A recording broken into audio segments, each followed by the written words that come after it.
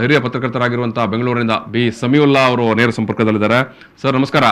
ನಮಸ್ತೆ ಸರ್, ಇದು ಒಟ್ಟು ಈಗ ಹೊಸ ಮುಖ್ಯಮಂತ್ರಿಯ ಮುಂದೆ ಇರುವಂತ ಸವಾಲುಗಳು, ನೀವು ರಾಜಕೀಯ ವಿಶ್ಲೇಷಕರಾಗಿ ಮತ್ತು ಹಿರಿಯ ಪತ್ರಕರ್ತರಾಗಿ ಯಾವ ರೀತಿ ನೀವು ಇದನ್ನು ವಿಶ್ಲೇಷಣೆ ಮಾಡ್ತೀರಿ ಅಂತ ಒಂದು ಹೊಸ ಮಂತ್ರಿಮಂಡಲ ಮಾಡುವಂಥದ್ದು, ಜೊತೆಗೆ ಆಡಳಿತ, ಮುಂದಿನ ಆಡಳಿತ ಮತ್ತು ಮುಂದೆ ಇರುವಂಥ ಚುನಾವಣೆಗಳು, ಈ ಹಿನ್ನೆಲೆಯಲ್ಲಿ ಬೊಮ್ಮಾಯಿ ಅವರಿಗೆ ಇರಬಹುದಾದಂಥ ಸವಾಲುಗಳು ಏನು ಹೇಳ್ತೀರಾ ಸರ್? ಎರಡು ನೆಲೆಗಟ್ಟುಗಳನ್ನ ನಾನಿಲ್ಲಿ ಗುರುತಿಸೋದಕ್ಕೆ ಬಯಸ್ತೇನೆ ಸರ್.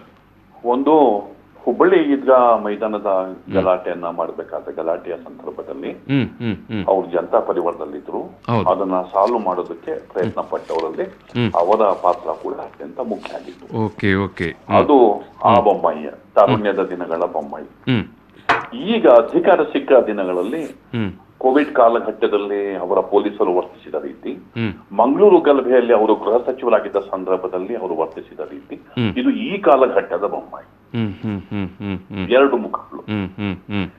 ಆದ್ರೆ ಒಬ್ಬ ಹೊಸ ಸಿಎಂ ಬಂದಿರುವಂತ ಸಂದರ್ಭದಲ್ಲಿ ನಮ್ಮ ಎಲ್ಲಾ ಅಭಿಪ್ರಾಯನ ಪಕ್ಕಕ್ಕಿಟ್ಟು ಹೇಳೋದಾದ್ರೆ ಸದ್ಯಕ್ಕೆ ತಕ್ಷಣಕ್ಕೆ ಏಕ್ದಮ್ ಬರ್ತಿದ್ದಾಗೇನೆ ಏನೋ ದೊಡ್ಡ ಸುಧಾರಣೆ ಆಗುತ್ತೆ ಅನ್ನೋ ಭ್ರಮೆನೂ ಇಲ್ಲ, ಅಥವಾ ಅವ್ರ ಮೇಲೆ ತೀರಾ ಏನೋ ಬರೀ ಟೀಕೆಗಳನ್ನೇ ಇಟ್ಕೊಂಡು ಹೋಗ್ಬೇಕು ಅಂತ, ಪ್ರಿಜುಡೈಸ್ ಆಗ್ಬೇಕು ಅಂತ ಏನಿಲ್ಲ.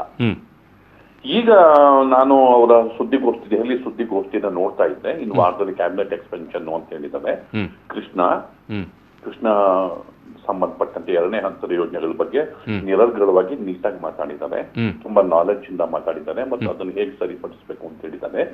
ಮೇಕೆದಾಟು ಯೋಜನೆ ಬಗ್ಗೆ ಕರೆಕ್ಟ್ ಆಗಿ ಮಾತಾಡಿದ್ದಾರೆ. ಭದ್ರಾ ಮೇಲ್ದಂಡೆ ಬಗ್ಗೆ ಮಾತಾಡಿದ್ದಾರೆ. ಅಂದ್ರೆ ಇದನ್ನ ಯಾಕೆ ಹೇಳ್ತೀನಿ, ಆಮೇಲೆ GST ಬಗ್ಗೆ ಏನ್ ಲ್ಯಾಪ್ಸಸ್ ಇದೆ, ಎಷ್ಟು ಬರ್ಬೇಕು ಅಂತ ಮಾತಾಡಿದ್ದಾರೆ. ಅಂದ್ರೆ ಕರ್ನಾಟಕದ ಬಗ್ಗೆ ಅರಿವಿರುವ ಮುಖ್ಯಮಂತ್ರಿ ಕೂಡ, ಈ ರೇಸಲ್ಲಿ ಯಾವ್ದು ಹೆಸರು ಬಂದ್ವಲ್ಲ, ಅವ್ರಿಗೆ ಕಂಪೇರ್ ಮಾಡಿದ್ರೆ ಇವರು ವಾಸಿ ಅನ್ನೋದು ಕೂಡ ಅಷ್ಟೇ ಮುಖ್ಯ. ಒಳ್ಳೆಯ ಸಂಸದೀಯ ಪಟು ಅಂತ ಇದೆ ಅಲ್ಲ, ನಾಲೆಡ್ಜ್ ಇದೆ. ನೀರಾವರಿ ವಿಚಾರದಲ್ಲಿ ನಾಲೆಡ್ಜ್ ಇದೆ, ಏನ್ ಮಾಡ್ಬೇಕು ಅಂತ ಗೊತ್ತಿದೆ. ಮತ್ತೆ ಕರ್ನಾಟಕದ ಬಗ್ಗೆ ಇಲ್ಲಿವರೆಗೂ ಕನ್ಸರ್ನು ಇದೆ. ಅವ್ರು ಕಳಸಾ ಬಂಡೋರಿ ಇರ್ಬೋದು, ಅವ್ರು ಇರಿಗೇಷನ್ ಮಿನಿಸ್ಟರ್ ಬೇಕಾದ್ರೆ ಕೈಗೊಂಡ ಕೆಲವು ನಿಲುವುಗಳು ನಾಲೆಡ್ಜ್ ಇದೆ. ನಮ್ಮಲ್ಲಿ ಈಗ ಈ ನೀರಾವರಿ ನೆಲಜಲದ ವಿಚಾರಗಳು ಬಂದಾಗ ನಾಲೆಡ್ಜ್ ಇರೋರು ಮತ್ತೆ ಕಮಿಟ್ಮೆಂಟ್ ಇಂದ ಕೆಲಸ ಮಾಡೋರೇ ಇಲ್ಲ. ಖಂಡಿತ. ಸೊ ಇಂಥ ಸಂದರ್ಭದಲ್ಲಿ ಇಲ್ಲಿವರೆಗೆ ಅವ್ರ ಪರ್ಫಾರ್ಮೆನ್ಸ್ ನಾವು ಪ್ರಶಂಸನೀಯ. ಆದ್ರೆ ಈಗ ಈ ಬೊಮ್ಮಾಯಿ ಯಡಿಯೂರಪ್ಪ ಅವರ ಕ್ಲಚಸ್ ಇಂದ ಹೊರಗೆ ಬಂದು ಹೇಗ್ ಕೆಲಸ ಮಾಡ್ತಾರೆ. ಈಗ ಇರೋರು 34 ಸಚಿವ ಸ್ಥಾನದಲ್ಲಿ 17 ಆಪರೇಷನ್ ಕಮಲ ಕೊಟ್ರೆ, ಇನ್ನು 17 ಮಿಕ್ಕಿದ್ರೆ ಯಾವ ಬಣಕ್ಕೆ ಹಂಚುತ್ತಾರೆ? ಲಿಂಗಾಯತರಿಗೆ ಎಷ್ಟು ಕೊಡ್ತಾರೆ, ಒಕ್ಕಲಿಗರಿಗೆ ಎಷ್ಟು ಕೊಡ್ತಾರೆ, ಯಡಿಯೂರಪ್ಪ ಬಣಕ್ಕೆ ಎಷ್ಟು ಕೊಡ್ತಾರೆ, ಹೊಸಬ್ರಿಗೆ ಎಷ್ಟು ಜನ ಕೊಡ್ತಾರೆ? ಇದು ಸಮಸ್ಯೆ. ಇದು ಸಮಸ್ಯೆ, ಬೇಸಿಕ್ ಸಮಸ್ಯೆ ಇರೋದೇ ಇಲ್ಲಿ.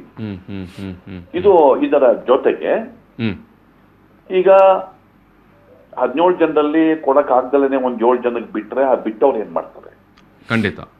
ಮತ್ತು RSS ಮೂಲದಿಂದ ನಿಷ್ಠಾವಂತರು ಅಂತ ಹೇಳ್ಬಿಟ್ಟು ಬಂದವರು, ತುಂಬಾ ದಿನಗಳಿಂದ ಕಾಯ್ತಿರೋರು, ಅದರಲ್ಲಿರೋ ಸೀನಿಯರ್ಸ್ಗಳಿಗೂ ಈಗ್ಲಾದ್ರೂ ಸಿಕ್ಕಿತೆ ಅಂತ ಕಾಯ್ತಿರೋರಿಗೆ ತಗೊಳ್ದೆ ಹೋದ್ರೆ ಏನ್ ಮಾಡ್ತಾರೆ? ಅವ್ರು ಏನ್ ಮಾಡ್ತಾರೆ? ಮತ್ತೆ ಕೆಲವು ಸೀನಿಯರ್ಸ್ ಕೈ ಬಿಡ್ಬೇಕು ಅಂತಿದೆ. ಮತ್ತೆ 5-3 DCMಗಳು ಮಾಡ್ಬೇಕು ಅಂತಿದೆ. ಈಗ ನಾವು ಹೇಳ್ತಿದ್ವಲ್ಲ, ಕಾಮರಾಜ್ ಸೂತ್ರ ಅಂತ ನಾವ್ ಹೇಳ್ತೀವಿ. ಕಾಮರಾಜ್ ಸೂತ್ರವನ್ನ ಜಾರಿಗೆ ತರ್ತೀವಿ ಅಂತೇಳಿ ಎಲ್ರದ್ದು ರಾಜೀನಾಮೆ ಪಡ್ಕೊಂಡು CM ಕೊಡ್ತಾರೆ. ಅವ್ರು ಇಟ್ಕೊಂಡು ಯಾರಿಗಾರ ರಾಜಭವನಕ್ಕೆ ಕೆಲವು ರಾಜೀನಾಮೆ ಪತ್ರ ಕಳ್ಸಿಕೊಡ್ತಾರೆ, ಉಳಿದದ್ದು ಇಟ್ಕೋತಾರೆ. ಕ್ಯಾಬಿನೆಟ್ ಎಕ್ಸ್ಪೆನ್ಷನ್ ಕೆಮ್ಮಲ್ ಕಾಮರಾಜ್ ಸೂತ್ರ ಅಂತ ಹೇಳ್ಕೊತೀವಿ. ಈಗ ಜಗನ್ ಸೂತ್ರ, ಜಗನ್ ರೆಡ್ಡಿ ಸೂತ್ರ, ಆ ಸೂತ್ರನ ಇವ್ರು ಹೆಂಗ್ ಅಡಾಪ್ಟ್ ಮಾಡ್ಕೊತಾರೆ? ಎಷ್ಟು ಜನಕ್ಕೆ DCMಗಳಿಗೆ ಕೊಡ್ತಾರೆ, ಅಥವಾ DCM ಆಗಿರೋ ಯಾರು ಡ್ರಾಪ್ ಮಾಡಿದ್ರೆ ಕಥೆ ಏನು? ಅವರು is a good manager. Manage ಮಾಡ್ಕೊಂಡು ಬದುಕದೆ ರಾಜಕಾರಣ ಆಗ್ಬಿಟ್ರೆ ಡೆವಲಪ್ಮೆಂಟ್ ಎಲ್ಲಿ ಮಾಡಕ್ಕೆ? ಆಡಳಿತ ಮಾಡ್ಬೇಕಲ್ವಾ?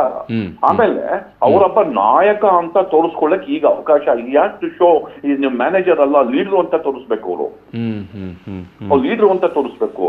ಅವ್ರ ನೇತೃತ್ವದಲ್ಲಿ ಎಲೆಕ್ಷನ್ ಹೋಗಕ್ಕೆ ಅವರು ಈಗ ತಯಾರಿ ನಡೆಸ್ತಿದ್ದಾರೆ. ಮುಂದಿನ ಚುನಾವಣೆ ಬೊಮ್ಮಾಯಿ ಅವ್ರ ನೇತೃತ್ವದಲ್ಲಿ ಲೀಡರ್ ತೋರಿಸ್ಬೇಕು. ಮ್ಯಾನೇಜಿಂಗ್ ಸ್ಕಿಲ್ ಇರಬೇಕು, ಬಟ್ ಒಬ್ಬ ಅಗ್ರೆಸಿವ್ ಲೀಡರ್ ಆಗಿರ್ಬೇಕು ಮತ್ತು ಜನಪರವಾದ ನಾಯಕ ಇರಬೇಕು. ಆ ಜನಪರ, ಅಗ್ರೆಸಿವ್ ಮತ್ತು ಯಾರದೇ ಕೈಗೊಂಬೆ ಆಗದಂತಹ ದಿಟ್ಟ ಗುಣಗಳನ್ನ ಬೊಮ್ಮಾಯಿ ಅವರು ತೋರಿಸ್ತಾರ. ಮಿಕ್ಕಂತೆ ನಾಲೆಡ್ಜ್ ಇದೆ, ಅಡ್ಮಿನಿಸ್ಟ್ರೇಷನ್ ನಾಲೆಡ್ಜ್ ಇದೆ. ನೋಡಿ, ಒಂದು ಸಣ್ಣ ಟಿಪ್ಪಣಿ ಕೂಡ ಇಲ್ದಲೆ ನಿರರ್ಗಳವಾಗಿ ಒಳ್ಳೆ ಪ್ರಸ್ತಾಂತಿ ಇರಿಗೇಷನ್ ವಿಚಾರದಲ್ಲಿ ತುಂಬಾ ಚೆನ್ನಾಗಿ ಮಾಡಿದ್ರು ಇವತ್ತು.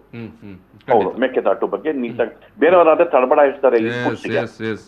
ಇನ್ಪುಟ್ಸ್ ಈಗ ಕೋರ್ಟ್ ಅಲ್ಲಿ ಕೇಸಸ್ ಇವೆ, ಸುಪ್ರೀಂ ಕೋರ್ಟ್ ಅಲ್ಲಿ ಇದೆ, ಟ್ರಿಬ್ಯುನಲ್ ಬೇರೆ ಬೇರೆ ಇದೆ, ಆಮೇಲೆ ಭದ್ರಾ ಮೇಲ್ದಂಡದ್ ಬೇರೆ ಬೇರೆ ಇದೆ, ಕಳಸಾ ಬಂಡೂರಿದ್ ಬೇರೆ ಬೇರೆ ಬೇರೆ ಇದೆ. ಅದಕ್ಕೆ ಪಕ್ಕದಲ್ಲಿ ಲೀಗಲ್ ಎಕ್ಸ್ಪರ್ಟ್ಸ್ ತಗೊಂಡು ಇನ್ಪುಟ್ಸ್ ತಗೊಂಡ್ರು. ಯಾಕೆ ಅವ್ರೇ ನಿರರ್ಗಳವಾಗಿ ಅವ್ರು ಹೇಳಿದ್ರು. ಸೆಂಟ್ರಲ್ ವಾಟರ್ ಕಮಿಷನ್ ನಲ್ಲಿ ಯಾವ ಸ್ಥಿತಿನಲ್ಲಿದೆ, ಸೆಂಟ್ರಲ್ ಗೌರ್ಮೆಂಟ್, ಯಾಕೆಂದ್ರೆ ಯಡಿಯೂರಪ್ಪ ಅವ್ರ ಕಾಲದಲ್ಲಿ GSTನೂ ಅವರೇ ನೋಡ್ಕೋತಾ ಇದ್ದಿದ್ದು, ಪೋರ್ಟ್ಫೋಲಿಯೋ ಇಟ್ಕೊತಾ ಇದ್ದಿದ್ದು ಯಡಿಯೂರಪ್ಪ. GST ತರ ಇಂಪಾರ್ಟೆಂಟ್ ವಿಚಾರ ಬಂದ್ರೆ Basavaraj Bommai GST meeting attend ಮಾಡೋರು. ಇರಿಗೇಷನ್ ಪೋರ್ಟ್ಫೋಲಿಯೋ ಇದ್ದದ್ದು ಯಡಿಯೂರಪ್ಪನವ್ರ ಹತ್ರ. ಮೇಕೆದಾಟು ತರದ್ದು ಏನಾದ್ರು ಪರಿಸ್ಥಿತಿ ಬಂತು ಅಂತಂದ್ರೆ, ಕಾವೇರಿ ಕ್ರೈಸಿಸ್ ಬಂತು ಅಂದ್ರೆ ಅದನ್ನ ಹ್ಯಾಂಡಲ್ ಮಾಡ್ತಾ ಇದ್ದವರು ಬೊಮ್ಮಾಯಿ ಅವರೇ. ಹೀಗಾಗಿ ಅಡ್ಮಿನಿಸ್ಟ್ರೇಷನ್ ಎಕ್ಸ್ಪೀರಿಯನ್ಸ್ ಇದೆ. ಆದ್ರೆ ಈಗ ಅವ್ರು ಎಷ್ಟು ಫೇರ್ ಅಡ್ಮಿನಿಸ್ಟ್ರೇಷನ್ ಕೊಡ್ತಾರೆ, ಎಷ್ಟು ಜಾತ್ಯತೀತವಾಗಿ ವರ್ತಿಸ್ತಾರೆ, ಅದು ಅತ್ಯಂತ ಮುಖ್ಯ. ಯಾಕೆಂದ್ರೆ ಒಬ್ಬ ಗೃಹ ಸಚಿವರಾಗಿ ಮಂಗಳೂರು ಇರ್ಬೋದು, ಮತ್ತೆ ಬೇರೆ ಬೇರೆ ಕೋವಿಡ್ ತಬ್ಲಿಕ್ ವಿಚಾರದಲ್ಲಿ ಎದ್ದಂತ ವಿವಾದದ ಸಂದರ್ಭದಲ್ಲಿ ಅವರು ಫೇರ್ ಆಗಿ ವರ್ತಿಸ್ಲಿಲ್ಲ. ಬೊಮ್ಮಾಯಿ ಅವರು ಫೇರ್ ಆಗಿ ವರ್ತಿಸ್ಲಿಲ್ಲ, ನಿಷ್ಪಕ್ಷಪಾತವಾಗಿ ವರ್ತಿಸ್ಲಿಲ್ಲ. ಹೀಗಾಗಿ ಈಗಲೂ ಅದು ಮುಂದುವರಿಯುತ್ತಾ ಅನ್ನೋದು ಮುಖ್ಯವಾದಂತಹ ಪ್ರಶ್ನೆ. ಈಗ ಸರ್, ಅದರ ಜೊತೆಗೇನೆ ಅವರು ಯಡಿಯೂರಪ್ಪ ಅವರ ಛಾಯೆಯಿಂದ ಹೊರಗಡೆ ಬಂದು ಸ್ವತಂತ್ರವಾಗಿ ಅವರದೇ ನಿಲುವು ನಿರ್ಧಾರಗಳು ಆ ಪ್ರಕಾರ ಅವ್ರ ಕೆಲಸ ಮಾಡ್ಲಿಕ್ಕೆ ಸಾಧ್ಯ ಆಗಬಹುದಾ? ಅದು ಅವ್ರು ಜಾಣ ಇದ್ದಾರೆ, ಅವ್ರು ಬ್ರಿಲಿಯಂಟ್, ಮತ್ತೆ ಅವ್ರು ಮನಸ್ಸು ಮಾಡಿದ್ರೆ ಆಗತ್ತದು. ಅವರು ಕ್ಲಾಶ್ ಮಾಡ್ಕೊಳ್ಳೋ ಮನುಷ್ಯ ಅಲ್ಲ, ಲೋ ಪ್ರೊಫೈಲ್ ಚೀಫ್ ಮಿನಿಸ್ಟರ್. ಅವ್ರು ಅದನ್ನ ಮನಸ್ಸು ಮಾಡಿದ್ರೆ ಜಾಣತನದಿಂದ, ಯಾಕೆಂತಂದ್ರೆ ಅವರಿಗೆ ಒಂಥರ ಸ್ಟ್ರಾಂಗ್ ಫಾಲೋವರ್ಸ್ ಅಂತ ಯಾರು ಇಲ್ಲ, ಅವ್ರಿಗೆ ಯಾರು ಕಟ್ಟಾ ಬೆಂಬಲಿಗ ಶಾಸಕರು ಅಂತ ಅವ್ರದೊಂದು ಗುಂಪಿಲ್ಲ ಖಂಡಿತ. ಮತ್ತು ಶಾಸಕರ ಬಲ ಬೇಕಾಗುತ್ತೆ ಅವರಿಗೆ. ಈಗ ಅವರು ಆಡಳಿತಾತ್ಮಕವಾಗಿ, ರಾಜಕೀಯವಾಗಿ ಅವ್ರು ಹೇಗೆ ತನ್ನ ಸುತ್ತ ಆ ಒಂದು ಪ್ರಭಾವಳಿಗಳನ್ನ ಅವರು ನಿರ್ಮಿಸ್ಕೊತಾರೆ, ಮತ್ತು ಅದ್ರ ಜೊತೆಗೆ ಅಡ್ಮಿನಿಸ್ಟ್ರೇಷನ್ ಹೆಂಗ್ ಕೊಡ್ತಾರೆ, ಮತ್ತು ಯಡಿಯೂರಪ್ಪನವರ ನೆರಳಿಂದ ದಿನನಿತ್ಯದ ವಹಿವಾಟಲ್ಲಿ ಇಂಟರ್ಫರೆನ್ಸ್ ಇರುತ್ತೆ. ಯಡಿಯೂರಪ್ಪ ರಿಸೈನ್ ಮಾಡಿದ್ದೆ ಅವ್ನ ಮಗನ ಇಂಟರ್ಫರೆನ್ಸ್ ಇಂದ ಲೆಕ್ಕ ಹಾಕೊಳ್ಳಿ ಯಾವ ರೇಂಜಿಗೆ ಇಂಟರ್ಫರೆನ್ಸ್ ಇರ್ಬೋದು. ವಿಜೇಂದ್ರ ಅವರ ಇಂಟರ್ಫರೆನ್ಸ್ ಇಂದ ಅವ್ರ ತಂದೆ ಮುಖ್ಯಮಂತ್ರಿ ಹುದ್ದೆ ಹೋಯ್ತು ಅಂದ್ರೆ ಇನ್ನು ಹಸ್ತಕ್ಷೇಪ ಇನ್ಯಾವ ಮಟ್ಟಕ್ಕೆ ಇರ್ಬೋದು ಲೆಕ್ಕ ಹಾಕೊಳ್ಳಿ. ಬೊಮ್ಮಾಯಿ ಅವ್ರ ಟೈಮಲ್ಲಿ ಇನ್ಯಾವ ಮಟ್ಟದ ಹಸ್ತಕ್ಷೇಪ ಅವ್ರು ಮಾಡಬಹುದು ಅನ್ನೋದು ಅಷ್ಟೇ ಮುಖ್ಯ. He has to come out this, otherwise ಒಬ್ಬರು ರಬ್ಬರ್ ಸ್ಟಾಂಪ್ ಚೀಫ್ ಮಿನಿಸ್ಟರ್ ಆಗ್ತಾರೆ. ಮತ್ತು ಇತಿಹಾಸದಲ್ಲಿ ಬಂದ್ರು 3 ದಿನ ಈ ಕ್ರಿಕೆಟ್ ಅಲ್ಲಿ ನೈಟ್ ವಾಚ್ಮ್ಯಾನ್ ಅಂತಾರಲ್ಲ, ಹೌದೌದು, ಟೆಸ್ಟ್ ಕ್ರಿಕೆಟ್ ಅಲ್ಲಿ. ಹೌದೌದು. ಈಗ ಸಮೀಲ್ ಅವರೇ, ಈಗ ಏನಂತ ಹೇಳಿದ್ರೆ ಮೊನ್ನೆ ದಿವಸ ಮಾಧ್ಯಮ ಗೋಷ್ಠಿ ನಡೆಸುವಾಗ ಬೊಮ್ಮಾಯಿ ಅವರೊಂದು ಮಾತು ಹೇಳಿದ್ರು ಬೆಂಗಳೂರಲ್ಲಿ, ನಾನು ರಬ್ಬರ್ ಸ್ಟ್ಯಾಂಪ್ ಆಗಿರೋಲ್ಲ ಅನ್ನೋದನ್ನೊಂದು ಮಾತನ್ನು ಹೇಳಿದ್ರು ಅವರು. ನಾನೇನು ಜನಪರವಾದ ಸ್ಟ್ಯಾಂಪ್ ಆಗಿರ್ತೇನೆ ಅಂತ. ಅವರು ರಬ್ಬರ್ ಸ್ಟ್ಯಾಂಪ್ ಆಗ್ಬಿಟ್ರೆ ಬೇರೆಯವ್ರು ಬಿಡಲ್ಲ, ಅವ್ರಿಗೆ ಬೇರೆಯವ್ರು ಬಿಡಲ್ಲ, ಪಕ್ಷದಲ್ಲೇ ಇರುವಂತ ಬೇರೆಯವ್ರು ಬಿಡಲ್ಲ.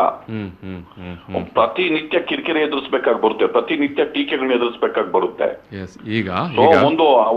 ಒಂದು ಅವರಿಗೆ ಅಗ್ನಿ ಪರೀಕ್ಷೆನೆ ಇದು, ಮುಖ್ಯಮಂತ್ರಿ ಹುದ್ದೆ ಅಗ್ನಿ ಪರೀಕ್ಷೆನೆ. ಅಲ್ಲಿ ಈಗ ಅವ್ರ ನಾಯಕತ್ವ ಗುಣಗಳನ್ನ ಬೆಳೆಸ್ಕೊಂಡು ಒಬ್ಬ ಡೈನಾಮಿಕ್ ಲೀಡರ್ ಆಗಿ ಬೆಳಿಲಿಕ್ಕೆ ತಾನೊಬ್ಬ ಡೈನಾಮಿಕ್ ಅಂತ ನಾಲೆಡ್ಜಬಲ್, ಡೈನಾಮಿಕ್ ಅಂತ ತೋರಿಸ್ಕೊಳ್ಳಕ್ ಈಗ ಸಾಕಲ್ಲ. ಈ ನಡುವೆ ನಾವು ಸ್ವಲ್ಪ ಹಳೆಯ ಕಾಲದನ್ನು ನೆನಪು ಮಾಡಿಕೊಳ್ಳೋದಿದ್ದರೆ, ಇದೇ ಯಡಿಯೂರಪ್ಪ ಅವರು ಈ ಹಿಂದೆ ಏನೋ ಮುಖ್ಯಮಂತ್ರಿ ಸ್ಥಾನದಿಂದ ಕೆಳಗೆ ಇಳಿಯುವಾಗ ಸದಾನಂದ ಗೌಡರನ್ನು ಕೂರಿಸ್ತಾರೆ. ಸ್ವಲ್ಪ ದಿವಸಕ್ಕೆ ಆಗುವಾಗ ಸದಾನಂದ ಗೌಡರಿಗೂ ಯಡಿಯೂರಪ್ಪ ಅವರಿಗೂ ಏನೋ ವೈಮನಸ್ಸು ಉಂಟಾಯಿತು ಅಂತ ಸೃಷ್ಟಿಯಾಯಿತು. ಸೊ ಅದು ಮತ್ತೆ ಅದೇನೋ ಅವರೇನು ಒಳ್ಳೆ ಟ್ರ್ಯಾಕಲ್ಲಿ ಅಥವಾ ಸ್ನೇಹಿತರಾಗಿ ಹೋದಾಗಿ ಕಾಣಿಸಲಿಲ್ಲ. ಸೊ ಅಂತದೇ ಪರಿಸ್ಥಿತಿ ಎದುರಾಗಬಹುದಾ? ಅದು ಇಟ್ ಈಸ್ ಪ್ರಿಮೇಚೂರ್ ಟು ಸೇ. ಈಗಲೇ ಯಾಕೆಂದ್ರೆ ಬಂದು 2 ದಿನ ಆಗಿದೆ ಅವರು. ಬಟ್ ಯಡಿಯೂರಪ್ಪ ಅವ್ರ ಮಾತು ಕೇಳಲಿಲ್ಲ ಅಂದ್ರೆ ಆ ಪರಿಸ್ಥಿತಿ ಇರುತ್ತೆ. ಯಾಕೆಂತ ಹೇಳಿದ್ರೆ ಯಡಿಯೂರಪ್ಪ ಅವರು ಮೊನ್ನೆ ಮುಖ್ಯಮಂತ್ರಿ ಪದವಿಯಿಂದ ಇಳಿಯುವಾಗಲೂ ಹೇಳಿದ್ದಾರೆ, ನಾನು ಸುಮ್ಮನೆ ಕೂತ್ಕೊಳ್ಳೋದಿಲ್ಲ, ನಾನು ರಾಜ್ಯ ಸುತ್ತುತ್ತೇನೆ ಅಂತ. ಹೌದು, ನಾನು ರಾಜ್ಯ ಸುತ್ತೇನೆ ಅಂತ. ಹೌದು. ಯಾರ ಪರವಾಗಿ ದಂಡಯಾತ್ರೆ, ಯಾರ ವಿರುದ್ಧವಾಗಿ ದಂಡಯಾತ್ರೆ ನೋಡಿ, ಮುಖ್ಯವಾದ ವಿಚಾರ ಏನು ಅಂತಂದ್ರೆ ತನ್ನ ಉತ್ತರಾಧಿಕಾರಿಯನ್ನಾಗಿ ವಿಜೇಂದ್ರ ಬರಬೇಕು. ಇದು ಯಡಿಯೂರಪ್ಪ ಅವರ ಮುಖ್ಯವಾದಂತಹ ಉದ್ದೇಶ. ಲಿಂಗಾಯತ ಸಮುದಾಯದ ಪ್ರಶ್ನಾತೀತ ನಾಯಕನಾಗಿ ವಿಜೇಂದ್ರ ಅವರು ಬೆಳೆಸೋದು ಅವರ ಗುರಿ. ಬೊಮ್ಮಾಯಿ ಅವರು ಈ ಅಧಿಕಾರವನ್ನ ಬಳಸ್ಕೊಂಡು ಅವರು ಇಂಡಿಪೆಂಡೆಂಟ್ ಆಗಿ ಮತ್ತು ಲಿಂಗಾಯತ ಸಮುದಾಯದ ನಾಯಕನಾಗಿ ಯಾವಾಗ ದೊಡ್ಡ ಮಟ್ಟದಲ್ಲಿ ಬೆಳೆಯುವ ಸೂಚನೆಯನ್ನ ಕೊಡ್ತಾರೋ ಆಗ ನಿಜವಾದ ರಾಜಕಾರಣ ಕ್ಲಾಶ್ ಶುರುವಾಗುತ್ತೆ. ಆವಾಗ ಯಡಿಯೂರಪ್ಪ ಅವರ ನೆರಳಿಂದ ಬರೋದಕ್ಕೆ ಅವರು ಬಯಸ್ತಾರೋ ಆಗ ಅವರ ನಿಜವಾದ ಕ್ಲಾಶು, ನಿಜವಾದ ರಾಜಕಾರಣ, ನಿಜವಾದ ಭಿನ್ನಾಭಿಪ್ರಾಯ ಆಗ ಶುರುವಾಗುತ್ತೆ. ಈಗೋ ಕ್ಲಾಶ್, ಆಮೇಲೆ ಪೊಲಿಟಿಕಲ್ ಇರೋದು ಡಿಫ್ರೆನ್ಸಸ್. ಅದು ಬೆಳೆದು ಬಿಡ್ತಾನೆ, ನನ್ನ ಮಗ ಬೆಳೆಯಲ್ಲ ಅನ್ನೋ ಬಿಡ್ತಾರ ಅವರು. ಖಂಡಿತ ಬಿಡಲ್ಲ. ಎಸ್, ಸೊ ಇದೆಲ್ಲ ಈ ರೀತಿಯ ಸವಾಲುಗಳೆಲ್ಲ ಇದಾವೆ. ಈಗ ಯಡಿಯೂರಪ್ಪ ಬಿಗಿ ಇಲ್ಲ, ಈಗ ಗಟ್ಟಿ ಇದ್ದಾರೆ. ಇನ್ನೂ ಒಂದು ಅಧಿಕಾರ ಕಳ್ಕೊಂಡು ಕಳೆದ 2-3 ತಿಂಗಳು ಕಳೆದ್ರೆ ಅವರ ಪ್ರಾಬಲ್ಯ ಎಷ್ಟಾಗುತ್ತೆ ಅನ್ನೋದ್ರ ಮೇಲೆ ಮುಂದಿನ ರಾಜಕಾರಣ ಭವಿಷ್ಯ ಆಗುತ್ತೆ. ಈಗೇನೋ ಗಟ್ಟಿಯಾಗಿದ್ದಾರೆ, ಮುಂದೇನೋ ಇದೇ ಬಲಿಷ್ಠವಾಗಿ ಇರ್ತಾರೋ ಇಲ್ವೋ ಅದು ಮುಖ್ಯ. ಇದೇ ರೇಂಜ್ ಅಲ್ಲಿ ಉಳಿಸ್ಕೊಳ್ತಾರೋ ಇಲ್ವೋ ಅದು ಮುಖ್ಯ. ಯಾಕೆಂದ್ರೆ ಅಧಿಕಾರ ಇದೆಯಲ್ಲ, ಅಷ್ಟು ಈಸಿ ಇಲ್ಲ. ಅಧಿಕಾರ ಹೊರಟೋಯ್ತು ಅಂತಂದ್ರೆ ಜನಗಳು ಹೊರಟೋಗ್ತಾರೆ. ಗೆದ್ದ ಎತ್ತಿನ ಬಾಲ ಹಿಡಿಯೋದು ಹೊರಟೋಗ್ತಾರೆ. ಖಂಡಿತ. Thank you sir, thank you. ತುಂಬಾ ಒಳ್ಳೆಯ ಇನ್ಪುಟ್ ಗಳನ್ನು ಕೊಟ್ಟಿದ್ದೀರಿ. Thank you.